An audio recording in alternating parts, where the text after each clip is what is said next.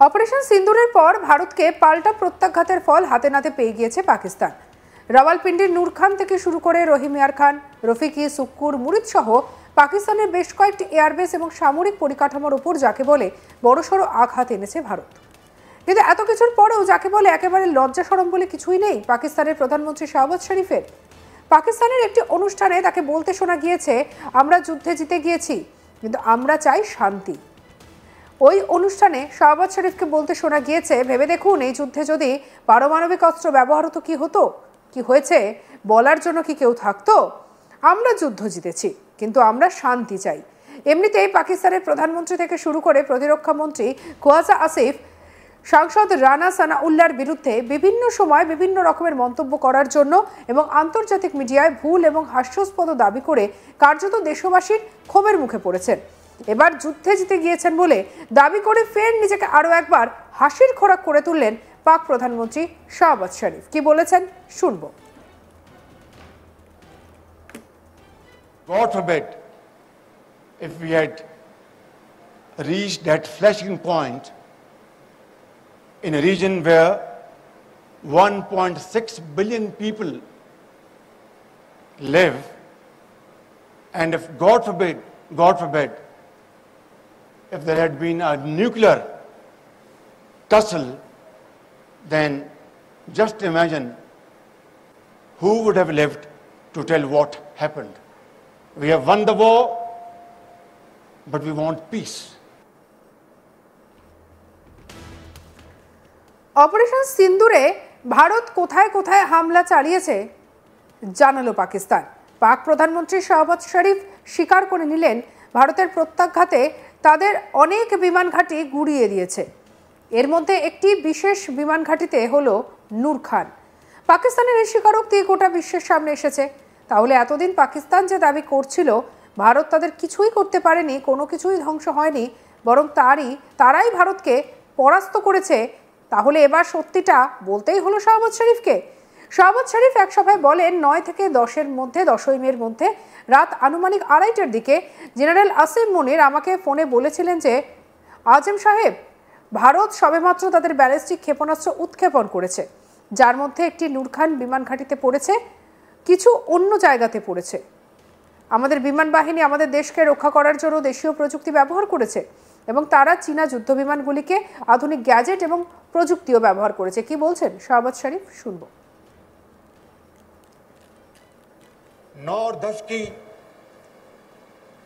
दरमियानी रात में तकरीबन 2:30 बजे सिपा सलार जनरल सैयद आसिम मुनीर ने मुझे सिक्योर फोन पे मुझे बताया कि वज़ीर-ए-आज़म साहब, हिंदुस्तान ने अपने बैलिस्टिक मिसाइल अभी लॉन्च किए हैं, एक नूर खान एयरपोर्ट पे गिरा है और कुछ और दूसरे इलाकों में गिरे हैं।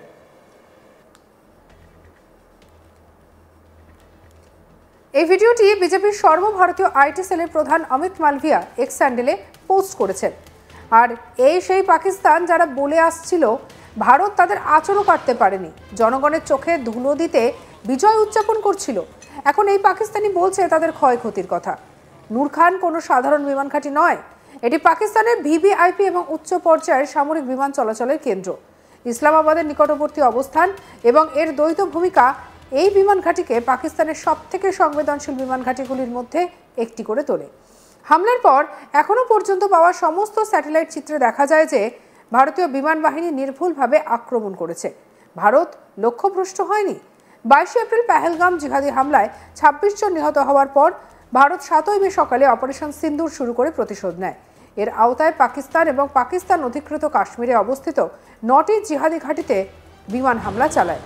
এই অভিযানের সবচেয়ে বড় বৈশিষ্ট্য ছিল যে ভারতীয় বিমান বাহিনী মাত্র 23 মিনিটের মধ্যে পাকিস্তানের চীনা তৈরি বিমান প্রতিরক্ষা ব্যবস্থা জ্যাম করে দেয় এবং নির্ভুল লক্ষ্যবস্তুতে সফলভাবে অভিযানটি সম্পন্ন করে।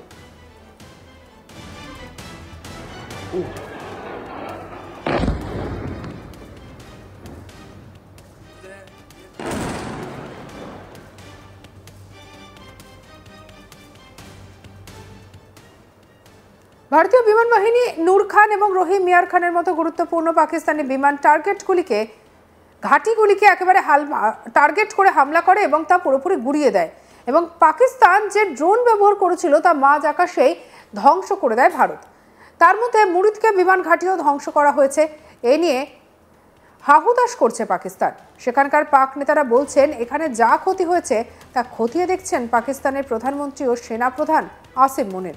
তারা বলছেন যে এটাকে আবারও নির্মাণ করা হবে, যারা শেষ হয়ে গিয়েছে তাদের পরিবারকে সাহায্য করা হবে। কি বলছেন পাকিস্তানি নেতা শুনবো।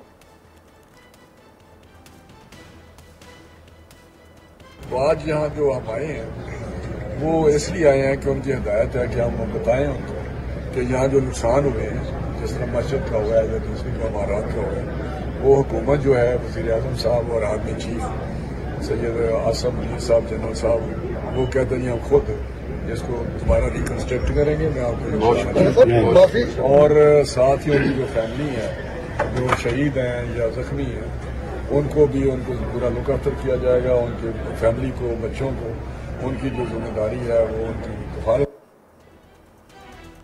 ইসলামাবাদের কাছে অবস্থিত নূর খান বিমান ঘাঁটি পাকিস্তান বিমান বাহিনীর অভিযানকে সমর্থন করে। দেশের শীর্ষস্থানীয় ভিভিআইপিরা বিমান পরিবহনের জন্য এটি ব্যবহার করে। মহাকাশ সংস্থা স্যাটেলজিকের স্যাটেলাইট চিত্র আর্থ ইন্টেলিজেন্স প্ল্যাটফর্ম স্কাইফাই কর্তৃক ইন্ডিয়া টুডেকে দেওয়া ছবিগুলি পাকিস্তানের সবথেকে হাই প্রোফাইল বিমান ঘাঁটিতে ঘটে যাওয়া ঘটনাবলী সম্পর্কে নতুন বিবরণ প্রকাশ করেছে। ছবিগুলি নিশ্চিত করে যে 10ই মে নূর খান ঘাঁটিতে মিসাইল আঘাতের স্থান থেকে প্রায় 435 মিটার দূরে G450 স্পেসিফিকেশনের সঙ্গে মিলে যাওয়া একটি সাদা বিমান উপস্থিত ছিল।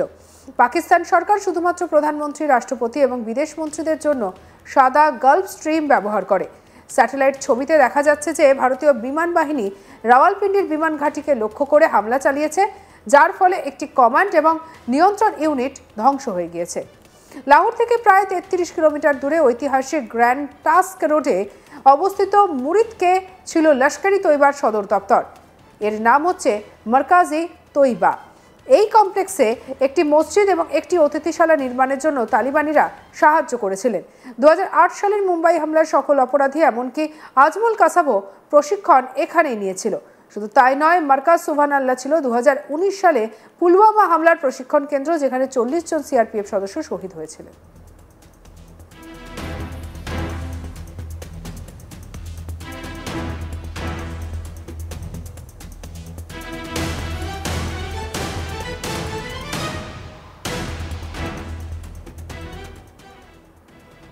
সঙ্গে রাখুন আজ তাক বাংলার ইউটিউব চ্যানেলকে। অন্যান্য খবরের জন্য লাইক, কমেন্ট, শেয়ার, সাবস্ক্রাইব করতে ভুলবেন না।